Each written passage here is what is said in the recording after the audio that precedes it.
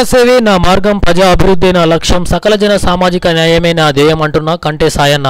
గజ్వేల్ నియోజకవర్గ స్వతంత్ర అభ్యర్థి కంటే సాయన్న.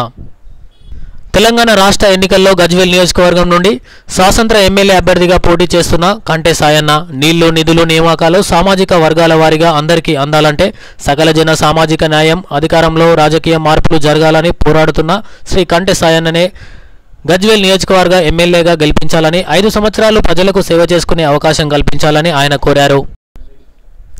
నేడు గజ్వేల్ నియోజకవర్గంలో ప్రచారంలో భాగంగా ఆయన మాట్లాడుతూ అవినీతి, లంచగొండితనం, మహిళలపై జరుగుతున్న అత్యాచారాలు, హత్యలు, రైతుల ఆత్మహత్యలు, కల్తీ విధానం వీటిని నివారించాలని, మన ప్రజలందరూ సుఖ సంతోషాలతో సుభిక్షంగా ఉండాలంటే సకల సామాజిక న్యాయం, రాజ్యాధికారం, రాజకీయ మార్పు ఒకటే మార్గమని భావించి ఇప్పటికే 2 సార్లు ఎంపీగా పోటీ చేయడం జరిగిందని ఆయన పేర్కొన్నారు.